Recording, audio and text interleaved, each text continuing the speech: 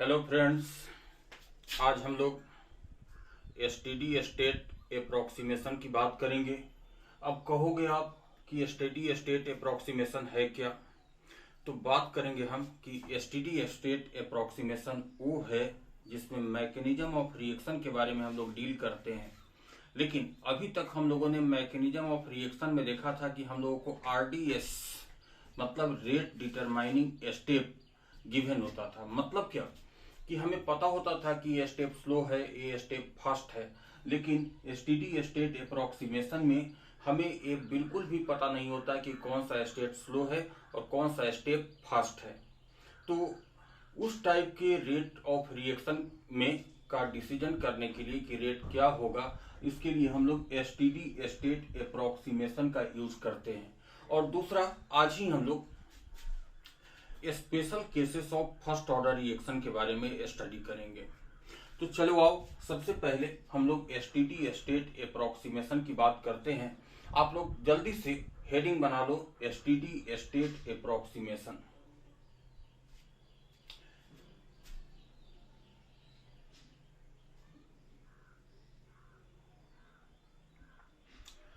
बना लिया heading, STD state approximation.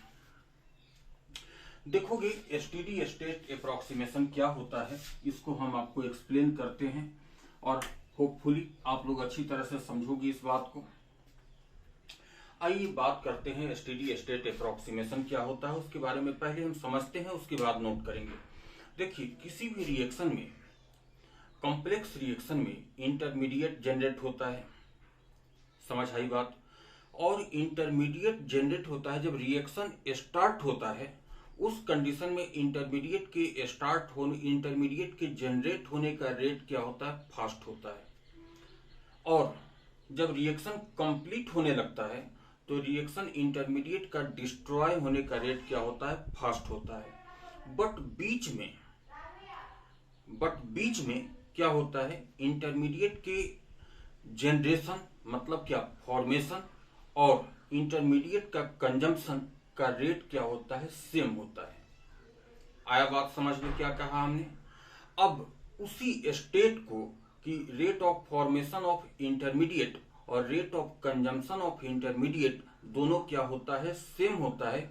उसी स्टेट को हम लोग क्या बोलते हैं? एसटीडी स्टेट बोलते हैं। मतलब रेट ऑफ इंटरमीडिएट और rate of formation of intermediate या rate of consumption of intermediate दोनों का रेट क्या हो जाता है? सेम हो जाता है। उसी को हम लोग क्या बोलते हैं? एसटीडी स्टेट बोलते हैं। तो सबसे पहले लिखते हैं हम लोग इसके बारे में। देखोगे ये हमारे लिए बहुत इंपॉर्टेंट है। इसलिए इंपॉर्टेंट है क्योंकि हमारे जेई के सिलेबस में, एडवांस के सिलेबस में फर्स्ट ऑर्डर रिएक्शन का स्पेशल केसेस का स्टडी करना है। और स्पेशल केसेस का स्टडी हम लोग तभी समझ पाएंगे जब हम लोग एसटीडी स्टेट अप्रोक्सीमेशन को समझ पाए। तो लिखोगे आप लोग, at the start of reaction rate of formation of intermediate at the start of reaction, rate of formation of intermediate will be high, and at the end of reaction rate of consumption of intermediate will be high. Rate of consumption of intermediate will be high. But for the maximum time, rate of formation of intermediate, but for the maximum time, rate of consumption of intermediate and rate of formation of intermediate will be same.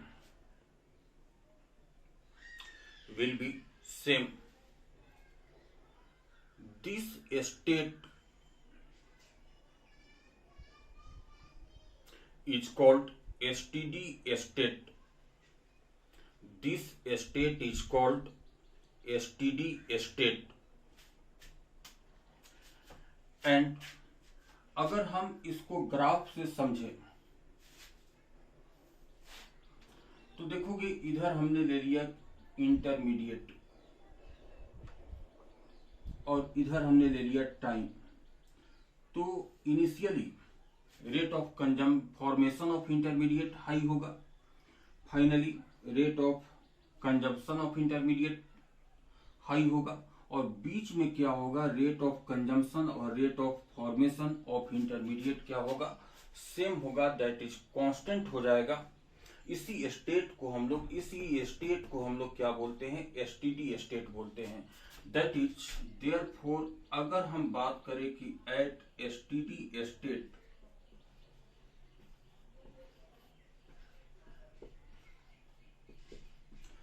D by D T of concentration of intermediate is equal to कितना हो जाएगा, 0। इसी बात का हम लोग utilisation करके किसी रिएक्शन के रेट का पता करेंगे जब हम लोगों को आरडीएस गिवन न हो। समझ आ गया बातें? इसी बात का पता करके यूज करके हम लोग किसी रिएक्शन के रेट का पता करेंगे जब आरडीएस गिवन न हो। तो जल्दी से आप लोग इस बात को नोट कर लो।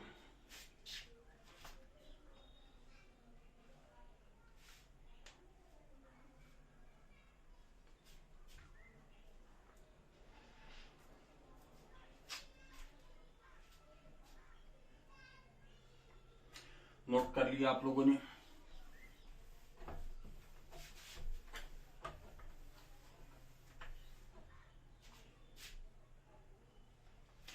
चलिए हम इस पूरे एग्जाम्पल को, पूरे आर्टिकल को एक क्वेश्चन के थ्रू समझते हैं। जैसे देखिए हमारे पास एक रिएक्शन है 2O3 गिव्स 3O2, एक कॉम्प्लेक्स रिएक्शन है। इसका मैकेनिज्म हम लोगों को मालूम है। मैकेनिज्म क्या है इसका, देखोगे मैकेनिज्म क्या है इसका, O3 ब्रेक करता है O2 प्लस O में। आया बात समझ में? O3 ब्रेक करता है किसमें, O2 प्लस O में। यहां पे रेट कांस्टेंट इसका Q1 है। यहां पे देखोगे O2 प्लस O ब्रेक करता है O3 में। O3 plus O gives 2O2। यहां पे रेट कांस्टेंट इसका K2 है और यहां पे रेट कांस्टेंट इसका K3 है। आ गया बात समझ में? अब देखोगे इससे पहले हम लोगों को मालूम होता था कि इसमें कोई भी 3 स्टेप है रिएक्शन का, तो कोई भी 2 स्टेप फास्ट होता था और एक स्टेप क्या होता था, स्लो होता था। स्लो स्टेप के बेसिस पे हम लोग रेट ऑफ रिएक्शन को मेजर कर लेते थे, कैलकुलेट कर लेते थे। लेकिन यहाँ पे ना तो कोई स्लो स्टेप मालूम है ना कोई फास्ट स्टेप मालूम है, तो हम लोग कैसे कैलकुलेट करेंगे, इस बात को कौन बताएगा? तो D by D T of intermediate is equal to 0। बस इसी के बेसिस पे कैलकुलेट करते हैं हम लोग। आओ सबसे पहले देखोगे कॉम्प्लेक्स रिएक्शन का ईच स्टेप एक एलिमेंट्री रिएक्शन होता है, मतलब सिंपल रिएक्शन होता है। कॉम्प्लेक्स रिएक्शन का ईच स्टेप क्या होता है, एलिमेंट्री रिएक्शन होता है, मतलब सिंपल रिएक्शन होता है। यहाँ पे अगर हम आप लोगों से बात करें तो R1 इज इक्वल टू, बताइए कितना कहेंगे, K1। समझोगे पहले बात को, ये सभी एलिमेंट्री स्टेप है, तो R1 इज इक्वल टू कितना कहोगे, K1 इंटू O3। मतलब इस रेट ऑफ रिएक्शन के रेट को हमने एज्यूम कर लिया कि R1 है, तो R1 इज इक्वल टू कितना कहोगे, K1 इंटू O3। इस रिएक्शन के रेट को हमने R2 बोल दिया। R2 इज इक्वल टू कितना बोलोगे, हमें बोलोगे, हाँ बिल्कुल सही, K2 into O2 into O। इस रिएक्शन के रेट को हम लोग क्या बोलेंगे, R3। R3 is equal to कितना बोलेंगे O3 इंटू O, बिकॉज सभी स्टेप क्या है एलिमेंट्री है और एलिमेंट्री रिएक्शन के बारे में हम लोगों ने पहले ही स्टडी कर रखा है। अब देखिए, अगर हम आप लोगों से एक क्वेश्चन बोले यहाँ पे कि रेट ऑफ रिएक्शन, यही तो कैलकुलेट करना है हम लोगों को। R इज इक्वल टू कितना बोलोगे आप यहाँ से माइनस, या ऐसे बोल दो 1/2 माइनस D O3/O2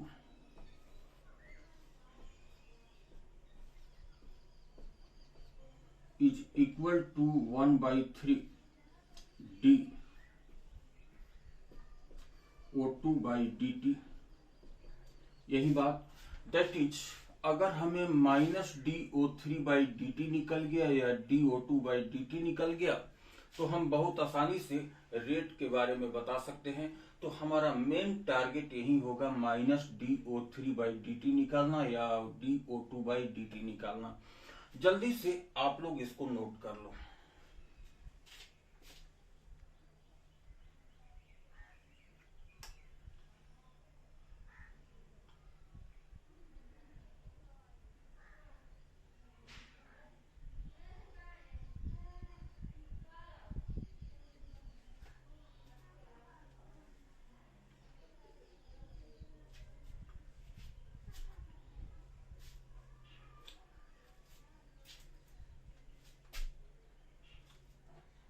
आइए, आपने नोट कर लिया। देखोगे अब यहाँ पे एक थिंग एक्स्ट्रा होगा आप लोगों के पास, एक न्यू थिंग इंट्रोड्यूस होगा यहाँ पे, समझे आप? एक न्यू थिंग इंट्रोड्यूस होगा। क्या न्यू थिंग इंट्रोड्यूस होगा उस बारे में अभी हम लोग समझने की कोशिश करते हैं। देखिए, अगर हम माइनस DO3/dt निकालने की कोशिश करें तो बताइए O3 कहाँ पे आ रहा है। देखिए तो एक बार O3 यहाँ पे आ रहा है, एक बार यहाँ पे आ रहा है और एक बार यहाँ पे आ रहा है। 3 स्टेप में O3 आ रहा है। तीनों स्टेप को हम लोगों को यूज करना पड़ेगा। समझा हमने क्या कहा? O3 कहाँ पे आ रहा है, यहाँ पे रिएक्टेंट, यहाँ पे प्रोडक्ट, यहाँ पे रिएक्टेंट। तीनों स्टेप पे हम लोगों को यूज करना पड़ेगा इसको, है ना? बताइए, अगर हम इस रिएक्शन से बात करें तो माइनस DO3/dt कितना होगा बोलिए तो? आ रहा है बात समझ में? यहाँ पे माइनस DO3/dt कितना होगा? तो हम कहेंगे कि यही माइनस DO3/dt यही क्या हो जाएगा, रेट हो जाएगा हमारा। तो बताइए यहाँ से माइनस DO3/dt किसके बराबर होगा? तो कहेंगे कि रेट के बराबर होगा। दैट इज यहाँ पे रेट कितना है, K1 इंटू O3। क्लियर? यहां से अगर बात करें, देखो O3 केवल एक ही प्लेस पे नहीं आ रहा है, यहां भी आ रहा है। तो अब यहां से बात करें तो यहाँ पे क्या है, प्रोडक्ट, और यहाँ पे रेट किसके बराबर होगा, प्लस DO3/dt। यहाँ पे किसके बराबर होगा, प्लस DO3/dt। और हमने क्या निकाला, माइनस DO3/dt।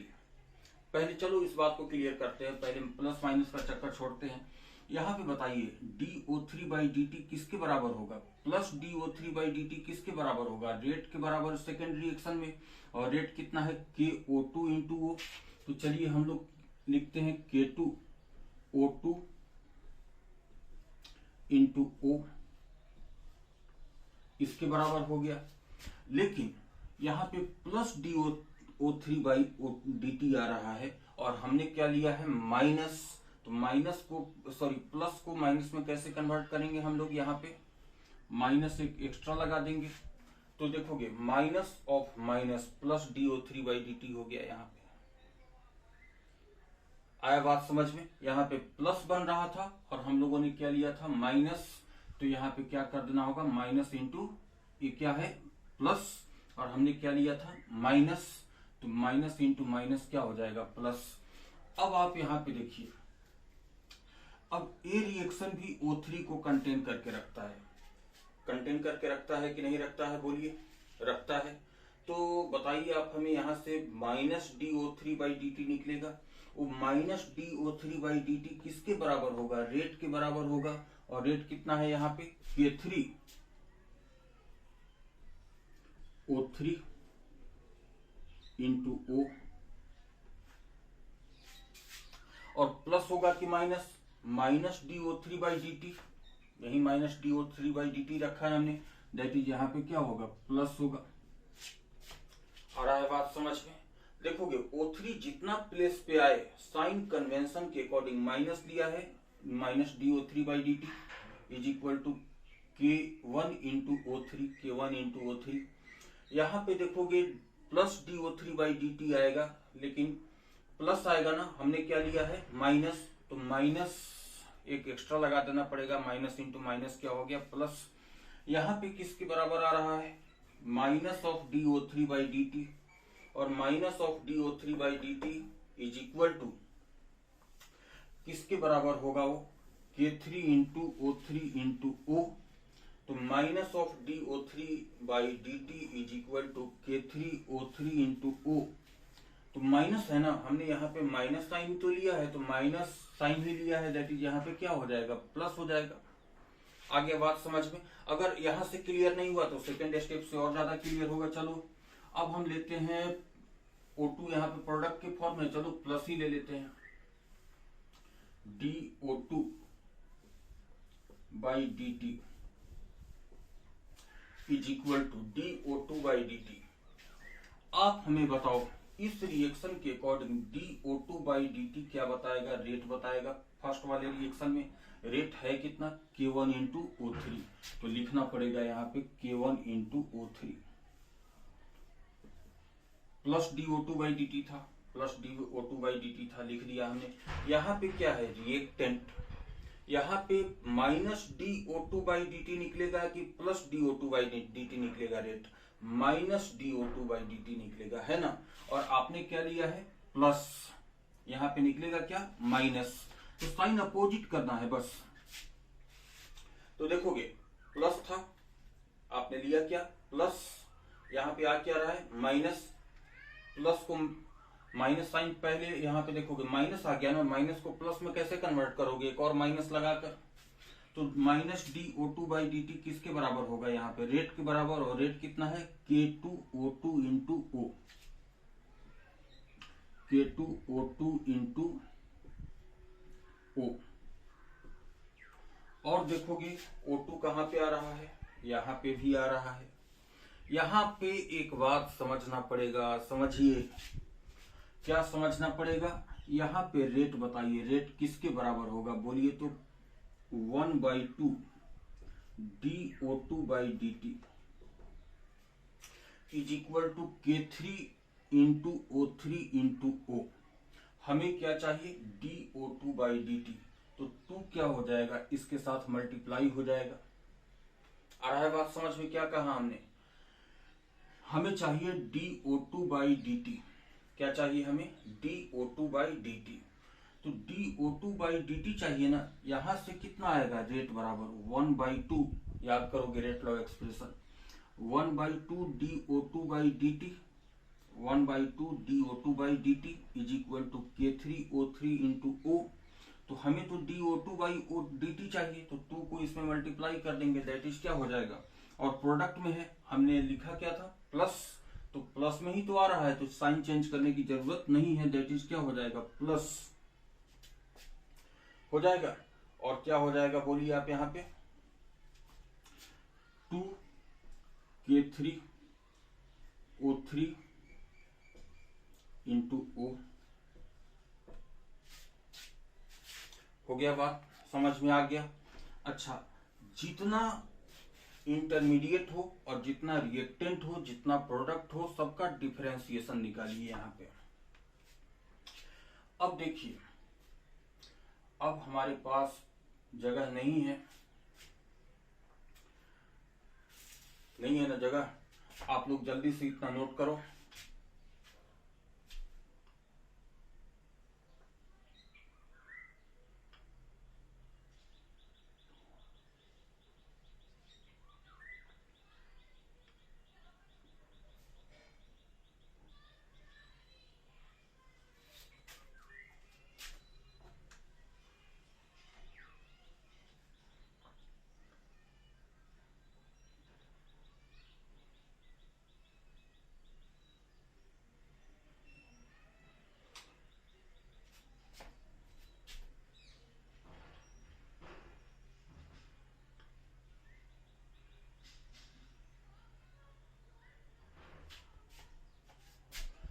इसको हम मिटाते हैं।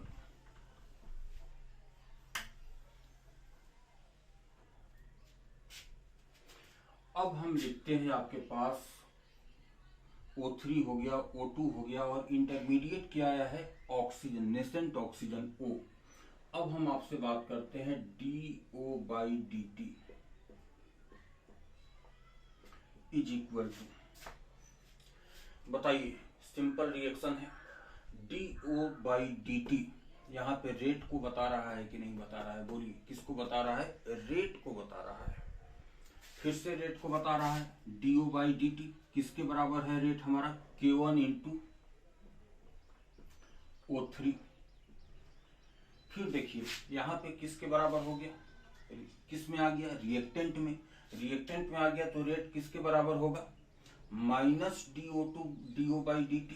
यहाँ पे आपने लिया क्या, प्लस आ क्या रहा है, माइनस, तो यहाँ पे क्या लगाना पड़ेगा, माइनस।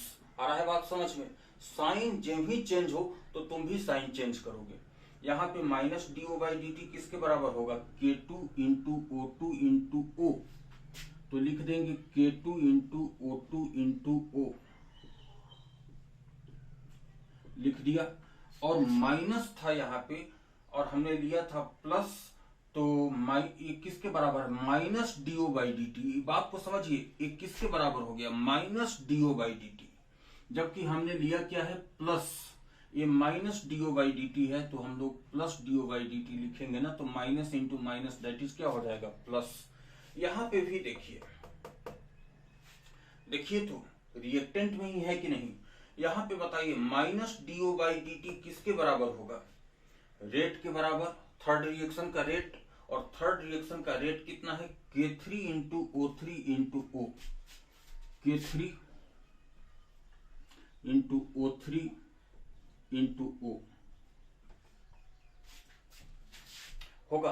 अब देखिए माइनस DO/dt आपने लिया क्या था, प्लस DO/dt। ये अभी आपने जो एक्सप्रेशन लिखा है किसके बराबर है, माइनस DO/dt। तो ये माइनस है ना, यहाँ पे प्लस बनाने के लिए क्या करना पड़ेगा, माइनस।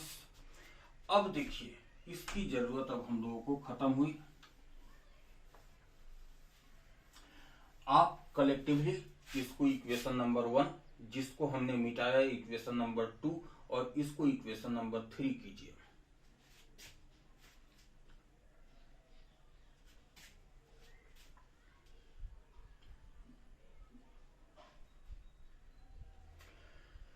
अब बताइए O3 रिएक्टेंट था, O2 प्रोडक्ट था, और देखिए यहाँ पे O क्या हो गया, इंटरमीडिएट हो गया।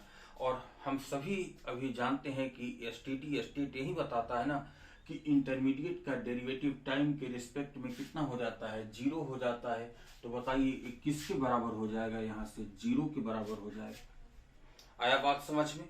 और इसी के बेसिस पे अब हम लोगों को क्या मालूम चल जाएगा, इंटरमीडिएट का कंसंट्रेशन, और इंटरमीडिएट का कंसंट्रेशन मालूम पड़ते ही हम लोग रेट को डिसाइड कर लेंगे। तो 0 पुट कीजिए। अब यहां से बताइए दिस इंप्लाई, समझना इस बात को, साथ साथ नोट करते रहना।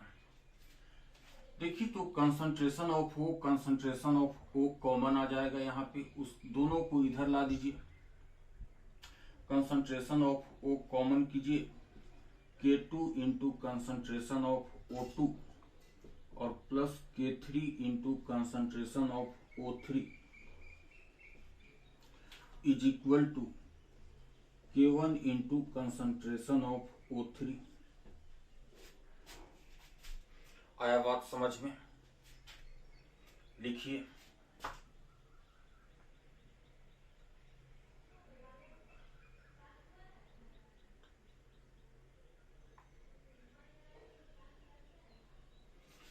अब देखिए इंटरमीडिएट का कंसंट्रेशन, प्रीवियस मैकेनिज्म में भी इंटरमीडिएट आ जाता था तो हम लोग रिएक्टेंट और प्रोडक्ट के टर्म में इसको एक्सप्रेस करते थे। अब बताइए किसके बराबर आ गया, K1 O3 divided by K2 O2 plus K3 O3, ये 4 मान लीजिए। और ये तो हमारा इक्वेशन नंबर 1 था ही, इतना लिखिए पहले।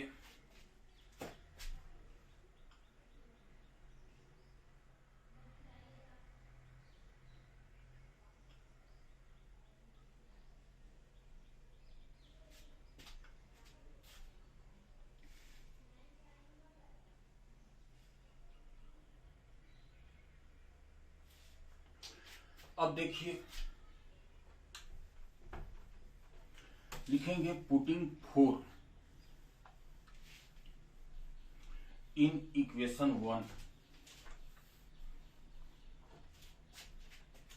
Putting 4 in equation 1। यहां से बताइए -DO3/dt is equal to K1O3 minus, चलो प्लस ही रहने देते, प्लस कंसंट्रेशन ऑफ O, और क्या हो जाएगा K3O3 माइनस K2O2, कितना हो जाएगा। अब इस इक्वेशन में कंसंट्रेशन ऑफ O का वैल्यू यहां से पुट कर दीजिए, that imply -DO3/dt is equal to K1O3 plus, यहां पे वैल्यू पुट कीजिए K1O3 upon K2O2 plus K3O3, ये तो O का वैल्यू पुट किया और ब्रैकेट में क्या है हमारे पास K3O3 माइनस K2O2,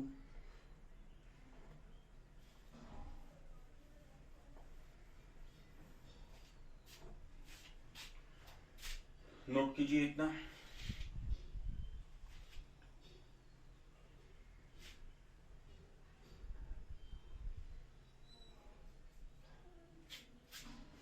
अब देखिए आप यहां पे -DO3/dt is equal to K1O3, simplify कर देते हैं, K1O3 इंटू K2O2, तो एलसीएम ले लीजिए, K1 K2 O3 into O2 plus K1 K3 O3 का होल स्क्वायर, है ना। और देखिए यहां से सिंप्लीफाई कर दीजिए, प्लस K1 K3 O3 का होल स्क्वायर, थोड़ा सा स्पेस की प्रॉब्लम हो रही है, चलिए, minus K1 K2 O3 into O2 divided by K2O2 plus K3O3। Sorry, थोड़ा सा ओवरलैप ज्यादा हो गया यहाँ पे, लेकिन समझने की कोशिश करोगे, बस कैलकुलेशन है, आप लोग खुद से समझ सकते हो। देखिए यहां से minus K1 K2 O3 O2 ये दोनों कैंसिल हो गया, ऊपर से अब मिटाते हैं,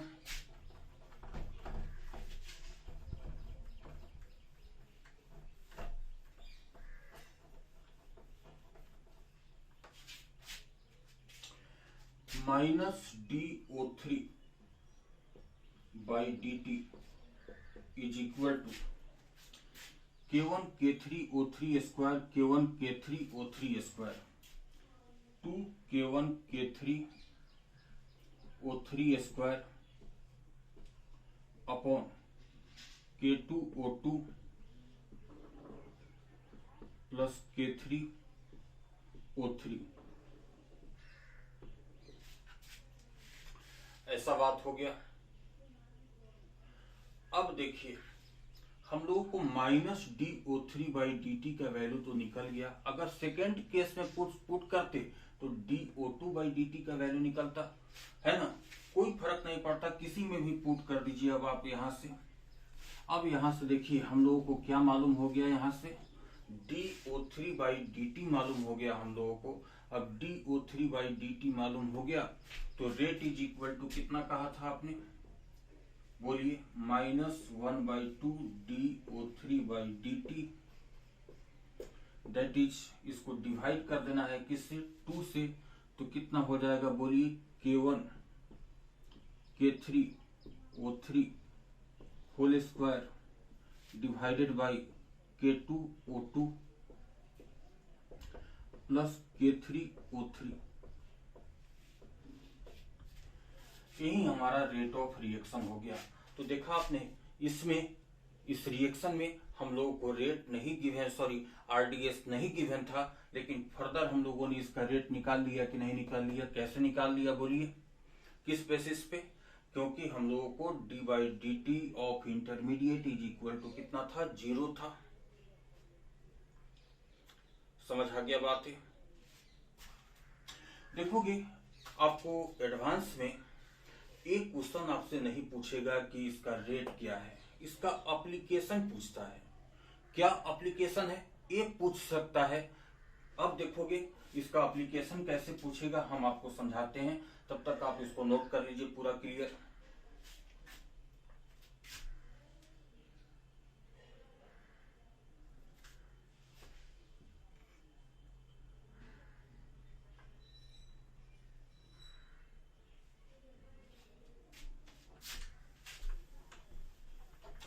अब इसका एप्लीकेशन क्या है, इसी के एप्लीकेशन से रिलेटेड एक क्वेश्चन हम आपको बोलते हैं कि हमारे पास एक रिएक्शन गिवन है, 2A गिव्स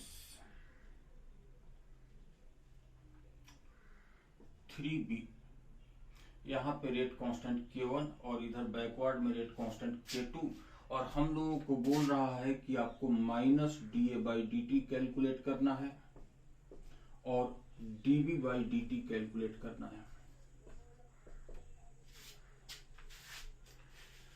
आपसे क्वेश्चन ये नहीं बोल रहा है कि रेट क्या होगा, हमसे क्वेश्चन ये बोल रहा है कि -dA/dt कैलकुलेट करना है और प्लस dB/dt कैलकुलेट करना है। माइनस प्लस का कोई चक्कर नहीं है, इसमें ध्यान रखना। सबसे पहले इस टाइप का जो क्वेश्चन आ रहा है, आपको कंफ्यूजन है, आप इसको ब्रेक कीजिए। आप बताओ ये एक रिएक्शन है कि 2 रिएक्शन है। हाँ, 2 रिएक्शन है। कैसे, ये रिवर्सिबल रिएक्शन है ना, तो कितना रिएक्शन हो गया, 2 रिएक्शन हो गया। आप इस रिएक्शन को कैसे लिखोगे, देखो तो 2A gives 3B K1 और 3B gives 2A K2। आया बात समझ में। और यहां से बताइए, अगर हम बात करें R1 इज इक्वल टू कितना लिखेंगे, K1 इंटू एलिमेंट्री रिएक्शन है, A पे पावर कितना, 2। उसके बाद देखोगे R2 इज इक्वल टू, इस रिएक्शन का रेट के बारे में बात करें, R2 इज इक्वल टू कितना हो जाएगा, K2 इंटू B पे पावर 3। आया बात समझ में। R2 is equal to K2 B पे पावर कितना, 3। अब देखिए आपको लाना है -dA/dt। ध्यान रहे, एक बात ध्यान रखना पड़ेगा यहाँ पे।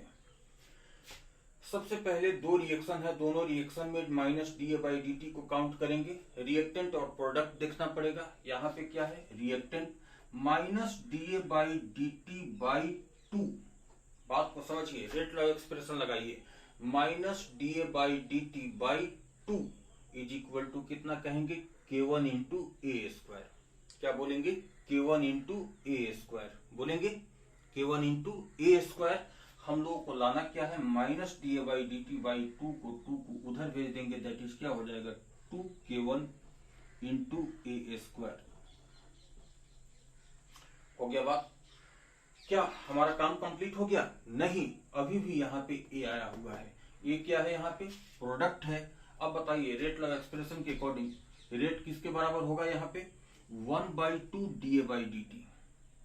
1/2 dA/dt इज इक्वल टू कितना होगा, K2 इंटू BQ। तो हमें dA/dt ही लाना है ना, तो 2 को इधर भेज दीजिए, दैट इज कितना हो जाएगा, 2K2 इंटू BQ। और प्रोडक्ट है प्लस dA/dt, हमने लिया कितना, माइनस। तो देखोगे इसको माइनस बनाने के लिए यहाँ पे क्या करना पड़ेगा, माइनस लिखना पड़ेगा, दैट इज कितना हो गया, minus D A by D T किसके बराबर हो गया, 2k1a² माइनस 2k2bq। अब देखिए डीबी बाई डी टी चाहिए हमें। सबसे पहले एक रिएक्शन को देखो, फर्स्ट रिएक्शन को देखो, यहाँ पे रेट सबसे पहले देखना है। रेट किसके बराबर है, 1/3 D B by D T plus 1/3 D B by D T is equal to k1 into a²। हमें चाहिए डीबी बाई डी टी, तो 3 को उधर भेजिए, कितना हो जाएगा 3k1 इंटू a²। यहां पे क्या है देखो तो, रेट के बारे में बताइए, बी के टर्म में रेट बताइए कितना, -1/3 या minus D B by D T by 3 is equal to k2 into B Q. हमें चाहिए क्या, डीबी बाई डी टी। तो D B by D T is equal to, सभी को उधर भेजो ना, 3 भी उधर जाएगा, माइनस भी उधर जाएगा, दैट इज क्या हो जाएगा -3 k2 इंटू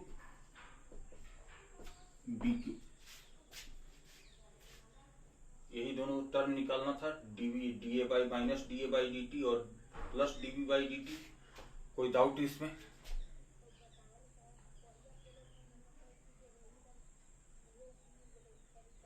तो रिवर्सिबल रिएक्शन को आप बार बार चेंज नहीं करोगे, एक ही बार में कैलकुलेट करने की कोशिश करोगे।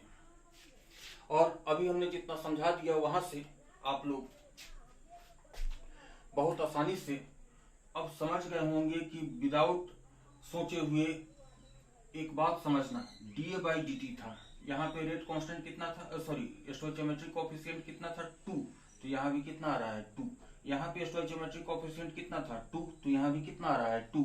अब इतना ध्यान लगाकर नहीं सॉल्व करना है, 2 2 तो 2 और 2 आ रहा है। यहाँ पे देखोगे स्टोइचियोमेट्रिक कोएफिशिएंट कितना था 3, तो 3 आ रहा है। यहाँ पे कितना था 3, तो यहाँ पे भी देखो कितना आ रहा है 3। चलो एक और क्वेश्चन को सॉल्व करते हैं हम लोग।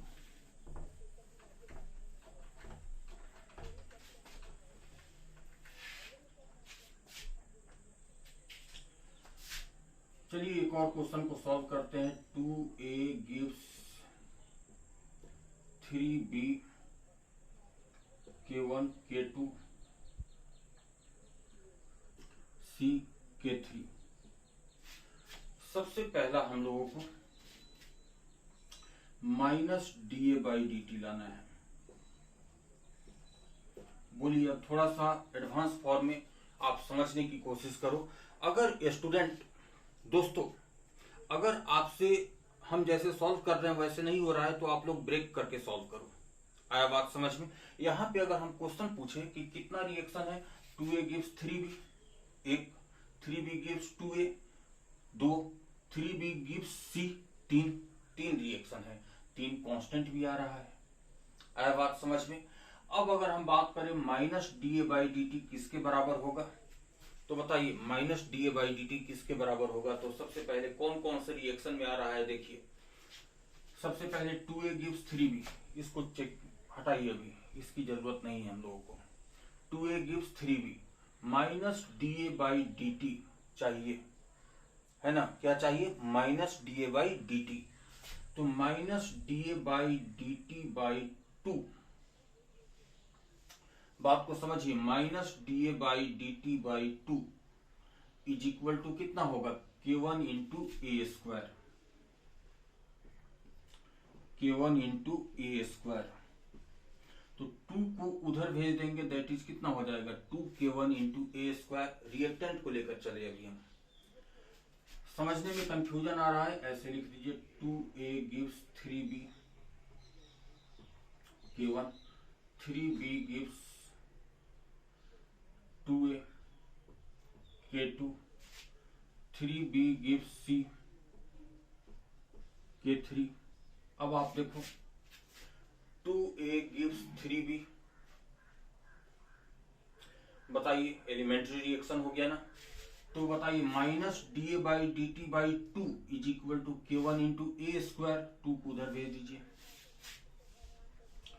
अब बताइए कि ए कहाँ पे आ रहा है, यहाँ पे भी आ रहा है, यहाँ पे क्या है, रिएक्टिव प्रोडक्ट है, तो plus dA/dt/2 is equal to K2 into कितना हो जाएगा, BQ। अभी आपने सॉल्व ही किया था, लेकिन 2 यहाँ पे आ जाएगा, dA/dt/2। और देखिए आप यहाँ पे प्लस है, हमने क्या लिया था, माइनस, तो माइनस लगाना पड़ेगा यहाँ पे ताकि ये माइनस हो जाए, तो माइनस dA/dt इसके बराबर हो गया। अब देखोगे प्लस dB/dt लाना है हमें, बोलिए प्लस dB/dt किसके बराबर होगा, बोलिए प्लस dB/dt किसके बराबर होगा। b कहाँ कहाँ आ रहा है, यहाँ पे भी आ रहा है, तो dB/dt/3 is equal to K1 into A², तो 3K1 इंटू A²।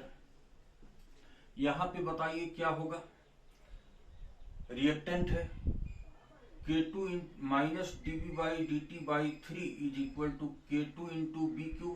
समझना बात को, K2 इंटू BQ क्या होगा, K2 इंटू BQ, तो K2 इंटू BQ लिखिए, और बाई 3 विथ नेगेटिव साइन भेज दीजिए उधर। लेकिन इस रिएक्शन को भूल गए, ये भी dB/dt को कंटेन करके रखता है। देखिए क्या कहेंगे, 1/3 into minus dB/dt is equal to K3 into BQ। Rate किसके बराबर होगा, K3BQ, और रेट किसके बराबर होगा, माइनस dB/dt/3, तो plus dB/dt is equal to कितना हो जाएगा, 3 इंटू K3 इंटू BQ, और माइनस हम लोग प्लस था, यहाँ पे रिएक्टेंट है तो माइनस साइन आएगा। प्रोडक्ट लेकर चलोगे रिएक्टेंट होगा माइनस, रिएक्टेंट लेकर चलोगे प्रोडक्ट होगा तो भी माइनस, रिएक्टेंट रहेगा प्लस, प्रोडक्ट रहेगा प्लस। अब आप यहाँ पे देखिए dC/dt, बोलोगे dC/dt कितने प्लेस पे आ रहा है, एक प्लेस पे आ रहा है, कितने प्लेस पे आ रहा है, एक प्लेस पे आ रहा है। बताइए क्या कहेंगे आप यहां से, बोलिए क्या कहेंगे, plus dC/dt is equal to कितना होगा, रेट होगा इस थर्ड रिएक्शन का, और किसके बराबर होगा, K3 इंटू BQ,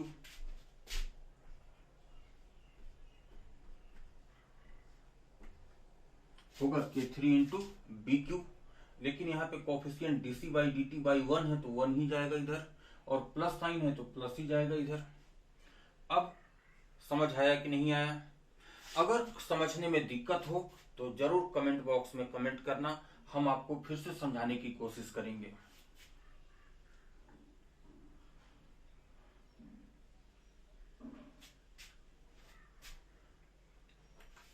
चलो एक और सिंपल सा रिएक्शन, सिंपल सा क्या, थोड़ा सा कॉम्प्लिकेटेड टाइप का एक और रिएक्शन हम लोग सॉल्व करने की कोशिश करते हैं। चलिए एक रिएक्शन लिखते हैं हम लोग, 2A gives K1B K2C D K3। चलिए अब ऐसा रिएक्शन हो गया एक, हम यहाँ पे बात करते हैं माइनस dA/dt चाहिए आपको, बोलोगे माइनस dA/dt। समझना रिएक्शन देखने में कॉम्प्लिकेटेड लग रहा है, सॉल्व करने में बहुत इजी है। आप देखोगे माइनस dA/dt कितने प्लेस पे आ रहा है, कितने रिएक्शन में ए आ रहा है, एक रिएक्शन में आ रहा है, बस एक रिएक्शन में आ रहा है। किसके बराबर हो जाएगा, माइनस dA/dt किसके, minus dA/dt/2 is equal to rate किसके बराबर होगा, K1 इंटू A²। लिखिए K1 इंटू A²। लेकिन हमें चाहिए क्या, माइनस dA/dt, तो 2 को उधर भेज दीजिए, 2K1 इंटू A²। देखिए एक बार में खत्म। चलिए प्लस dB/dt की बात करते हैं। यहां पे आप लोग कंफ्यूज हो गए, बताना प्लस dB/dt, dB कहां पे आ रहा है, यहां भी आ रहा है, plus dB/dt/1 is equal to rate इस रिएक्शन का किसके बराबर होगा, K1 इंटू A²।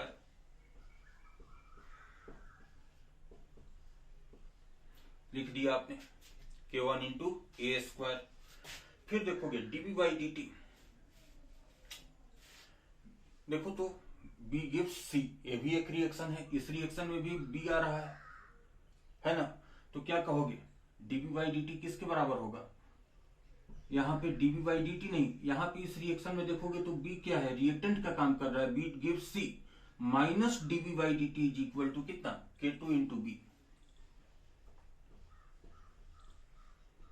हम लोगों को चाहिए dB बाई dt, माइनस हो जाएगा, क्यों, minus dB by dt is equal to K2 into B, तो माइनस को उधर भेज दीजिए। फिर यहां से देखिए माइनस dB बाई dt इस रिएक्शन के लिए भी क्या है, रिएक्टेंट है, तो क्या होगा K3 into B, K3 into B। हम लोगों को चाहिए क्या, प्लस, तो माइनस को उधर भेज दिया हमने। देखिए तो क्या बात हो गया, K1 ए square minus K2B minus K3B। अब हम आप लोगों से और बात करें, dC बाई dt बताइए, dC बाई dt बोलिएगा, dC बाई dt कितने रिएक्शन में आ रहा है, एक, क्या है dC by dt, just rate ही बता रहा है, रेट किसके बराबर होगा, K2 into B।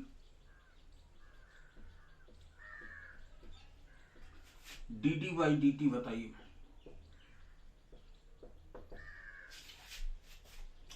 dd by dt ये भी रेट होगा, इस B गिव्स D का, दैट इज बताइए क्या होगा, K3 इंटू B।